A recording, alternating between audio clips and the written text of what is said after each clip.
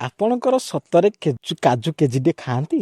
ହଁ ପ୍ରତ୍ୟେକ ଦିନ କ୍ଷୀର ପିଅନ୍ତି? ହଁ ଡେଲି କାଜୁ ଖାଉଛି, କିସମିସ ଖାଉଛି, ଖଜରା ଖାଉଛି, ଚଣା ଖାଉଛି, ସବୁ କିଛି ଖାଉଛି ଡେଲି। ନମସ୍କାର, ସ୍ୱତନ୍ତ୍ର ଓଡ଼ିଶା ଲାଇଭକୁ ମୁଁ ସ୍ୱାଗତ କରୁଛି। ମୁଁ କୈଳାସ।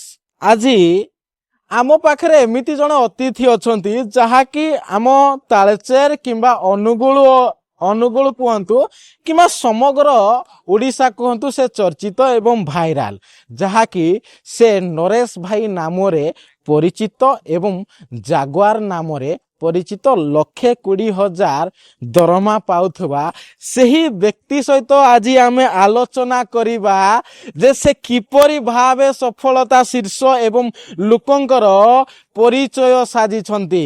ଆସନ୍ତୁ ଆମେ ସେଇ ନରେଶ ଭାଇ ସହିତ ଆଲୋଚନା କରିବା।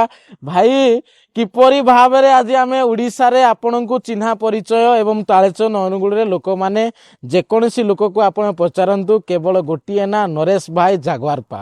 ଆପଣ ଏଭଳିଆ ଶୀର୍ଷ ଯୋଉ ସଫଳତା ଶୀର୍ଷରେ କିପରି ଭାବେ ପହଞ୍ଚି ପାରିଲେ? ଆଗରୁ ମୁଁ ଭାଇ ଆମର ଗରିବ ଥିଲୁ, ଜାଗା ବାଡ଼ି ଗଲାକୁ ଆମେ ଚାକିରି ବାକିରି କରିଛୁ, ବହୁତ ଉନ୍ନତି ହେଇଛୁ, ସରକାର ଚାକିରି ଦେବାରୁ ବହୁତ ଉନ୍ନତି ହେଇଛୁ। ଏବେ ଆସିଥିଲି ଏଟିପିସି ପଟେ, ଓଭରବ୍ରିଜରେ ଖାଲ ଡିପ ଏପଟେ ଯିବା ପାଇଁ ଭାରି ଅସୁବିଧା ହେଉଛି। ମୋତେ ଭାରି ଭଲ ଲାଗୁନି, କିଛି ନାହିଁ।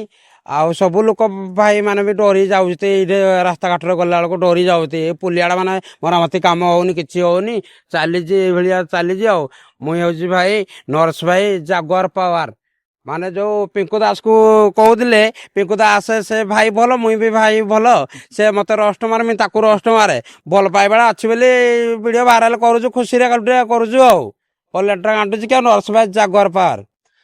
ଆପଣଙ୍କୁ ଖାଲି ପିଙ୍କୁ ଦାସ ନୁହଁ, ଆପଣଙ୍କୁ ଅନୁଗୁଳ ଜିଲ୍ଲାର ସମସ୍ତେ ଆପଣଙ୍କ ଭିଡ଼ିଓକୁ ପକାଇ ଏବଂ ଆପଣଙ୍କ ଭିଡ଼ିଓକୁ ରୋଷ୍ଟ ମାରି ସେ ମଧ୍ୟ ବି ପଇସା ଇନକମ୍ କରୁଛନ୍ତି, ସେ ବି ଭାଇରାଲ ହେଉଛନ୍ତି। ଆପଣ ବ୍ୟକ୍ତିଗତ ହିସାବରେ ୟୁଟ୍ୟୁବରୁ କେତେ ଟଙ୍କା ଇନକମ୍ କଲେଣି ମାସିକ?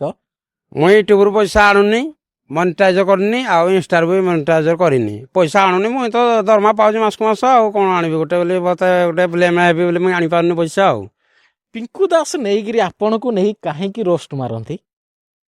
ସେ ପିଙ୍କୁ ଦାସ ମୋତେ ରୋଷ୍ଟ ମାରିଲା, ତୁ ଅନୁଗୁଳ ଟୋକା ହେଲେ ମୁଇଁ ବି ଅନୁଗୁଳ ଟୋକା। ସେ କହିଲା ତୁ ବି ଅନୁଗୁଳ ଟୋକା ଦେଖେଇଲେ ମୁଇଁ ବି ଦେଖେଇବି। ଗୋଟେ ସେ ଗୋଟେ ରୋଷ୍ଟ ମାରୁଛି, ଭଲ ପାଇବା ଅଛି ବୋଲି ସେ ରୋଷ୍ଟ ମାରୁଛନ୍ତି, ମୁଇଁ ବି ତାକୁ ମାରୁଛି ରୋଷ୍ଟ। ଆଉ ସେତିକି ନୁହଁ, ଏନଟିପିସିରେ ଜଣେ ଡ୍ରାଇଭର ଭାବରେ କାମ କରୁଥିବା ଜଣେ ବ୍ୟକ୍ତି ଆମେ ବି ଦେଖିଥିଲୁ ୟୁଟ୍ୟୁବ ଏବଂ ଫେସବୁକରେ, ସେ ବି ଆପଣଙ୍କୁ ରୋଷ୍ଟ ମାରୁଛନ୍ତି।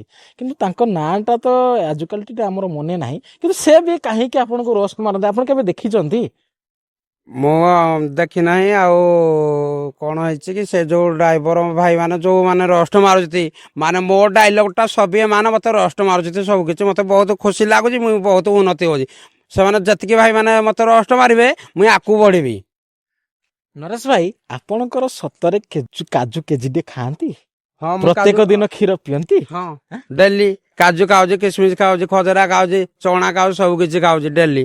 ଆପଣ କ'ଣ କହିବେ ଆପଣଙ୍କ ପ୍ରିୟ ଯୋଉ ମାନେ ସବସ୍କ୍ରାଇବର ଅଛନ୍ତି, ଯୋଉମାନେ ଆପଣଙ୍କର ଭଲ ପାଉଛନ୍ତି ଆପଣଙ୍କୁ, ଯୋଉମାନେ ଆପଣ ଦର୍ଶକ ମାନଙ୍କୁ କ'ଣ କହିବେ ଆପଣ? ବହୁତ ଧନ୍ୟବାଦ। ମୋ ଭିଡ଼ିଓଟା ଦେଖୁଥିଲେ ଭାଇ ଭଉଣୀ ମଉସା ମାଉସୀ ମାନେ ଦେଖୁଛନ୍ତି, ବହୁତ ଭଲ ଖୁସି ଲାଗୁଛି। ଭାଇ ମୁଇଁ ଆଗକୁ ବଢ଼େ।